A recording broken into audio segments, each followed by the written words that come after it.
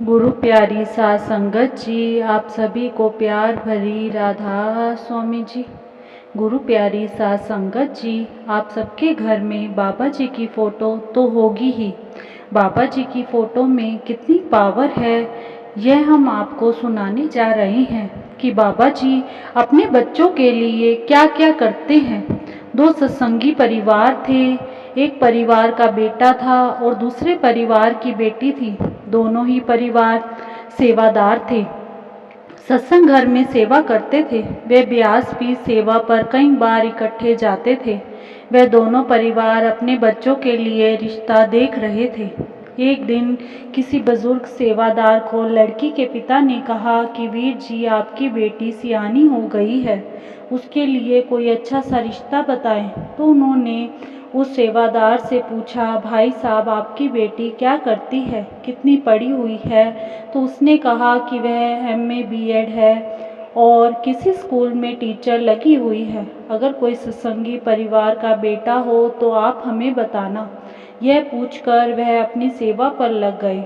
सत्संग के बाद लड़के के पिता ने भी किसी बुजुर्ग सेवादार को अपने बेटे के रिश्ते के लिए बोला, भाई साहब, आपका बेटा पढ़ लिख कर नौकरी करने लग गया है, अगर कोई अच्छा रिश्ता हो तो बताना। सत्संगी परिवार हो तो ज़्यादा अच्छा होगा। तो उन्होंने हाँ में सिर हिला दिया और उनका फ़ोन नंबर भी ले लिया।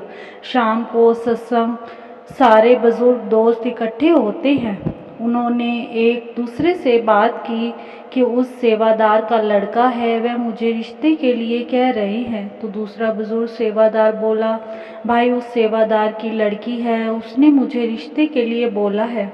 वह दोनों बोले, हमने दोनों परिवारों को देखा हुआ है, दोनों सत्संगी परिवार हैं, उनसे बात कर लेते हैं। एक ने लड़के के पिता को फ़ोन किया और दूसरे ने लड़की के पिता को फ़ोन किया कि ऐसे आपका देखा भाला परिवार है, अगर आप चाहें तो बात आगे बढ़ाएं।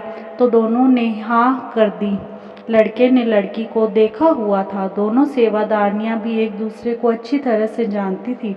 जल्दी ही उनका रिश्ता हो गया और वे शादी की तैयारी में लग गए। लड़की के माता पिता ने बेटी की शादी के लिए जो सामान लेना था वह लेने लग गए और सतगुरु की कृपा से शादी का दिन भी पास आने वाला था। तो कार्ड छप कर आए। तो उन्होंने कहा कि दूसरों को कार्ड बांटने से पहले हम पहला कार्ड बाबा जी को देना चाहते हैं, लेकिन घर में हमने शादी का सारा सामान लेकर रखा हुआ है, घर को ऐसे छोड़कर कैसे जाएं? वे बोले, हम किसी को कुछ नहीं बताएंगे, सुबह वाली ट्रेन से ब्यास जाएंगे और शाम तक वापस आ जाएंगे। स्टेशन से उन्होंने ट्रेन का समय पता किया और फ़ोन करके अपनी पत्नी को ट्रेन का समय बताया।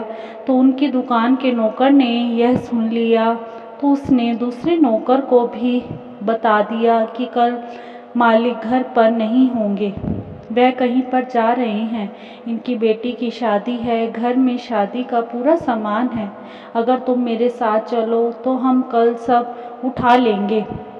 उन्होंने ब्यास जाने से पहले शादी का सारा सामान अलमारी में से निकाल कर एक बड़े से ट्रंक में रख कर ताला लगा दिया और उसके ऊपर बाबा जी की फ़ोटो रख दी और बोले, बाबा जी, अपनी बेटी की शादी के सामान का ख्याल रखना, हम आपके डेरे आ रहे हैं। शादी का कार्ड देने वाले तीनों सुबह की ट्रेन से ब्यास के लिए रवाना हो गए और उनके नौकर भी इसी ताक में थे कि जब वह घर से निकलें और हम अंदर जाएं। उन्होंने ताला तोड़ा और अंदर चले गए, क्योंकि वह अपने पड़ोसियों को भी कुछ बता कर नहीं गए थे कि वह घर का ख्याल रखते। नौकरों ने अंदर जाकर उनका पूरा घर छान मारा, पर उनको शादी का सामान कहीं पर भी नहीं दिखा। वह सोचने लगे कि शायद वह शादी का सामान किसी के घर रख कर गए हैं, लेकिन जाते जाते उनको एक संदूक दिखा जिस पर उन्होंने बाबा जी की फ़ोटो रखी हुई थी। वह संदूक के ऊपर से जैसे ही बाबा जी की फ़ोटो उठाने के लिए जैसे ही उसने हाथ आगे किया तो उसे ज़ोरदार करंट का झटका लगा और वह दूर जाकर गिरा।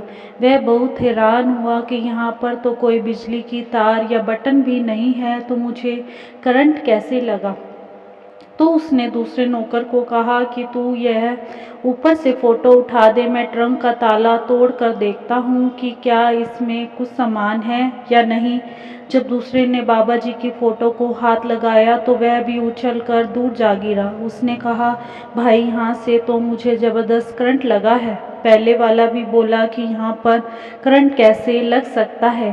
तो दूसरे ने कहा, भाई ये उनके गुरु की ताकत है जिसने हमारे को हिला दिया है। वे उनके घर का दरवाज़ा बंद करके बाहर ही बैठ गए सामान की रखवाली करने के लिए, क्योंकि घर का ताला तो उन्होंने पहले ही तोड़ दिया था कि अगर हम ऐसे छोड़कर चले गए तो इनका सामान असली में चोरी हो जाएगा।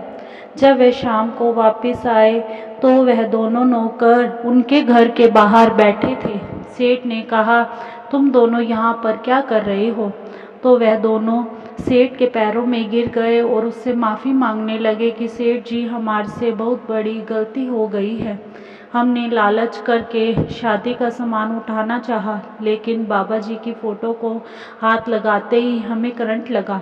घर का ताला टूटा देखकर वह घबरा गए, लेकिन अंदर जाकर जब ट्रंक में सारा सामान देखा तो वैसे का वैसा पड़ा था। नौकर बोले कि हमने जब आपके बाबा जी की फ़ोटो को हाथ लगाया तो हमें बहुत ज़ोर से करंट लगा और आपको तो कुछ नहीं हुआ। सेठ ने अपने नौकरों को कहा कि हम बाबा जी को अपने सामान का ख्याल रखने के लिए कह गए थे, तो उन्होंने सामान का ख्याल रखा। वह नौकर बोले, सेठ जी, हमें भी अपने बाबा जी के पास ले चलो। तो वह बोले, चलो, अभी शादी की तैयारी करनी है, उसके बाद फिर सारे इकट्ठे चलेंगे बाबा जी के दर्शन करने के लिए। वह दोनों नौकर अब खुश थे कि सेठ जी ने हमारी इतनी बड़ी गलती को माफ़ कर दिया और शादी के बाद वह हमें भी बाबा जी के दर्शनों के लिए लेकर जाएंगे। इसी के साथ इजाज़त चाहते हैं, कल मिलेंगे एक नई साखी के साथ। तब तक के लिए राधा स्वामी जी। अगर साखी अच्छी लगी हो तो कमेंट बॉक्स में राधा स्वामी अवश्य लिखे जी। राधा स्वामी जी।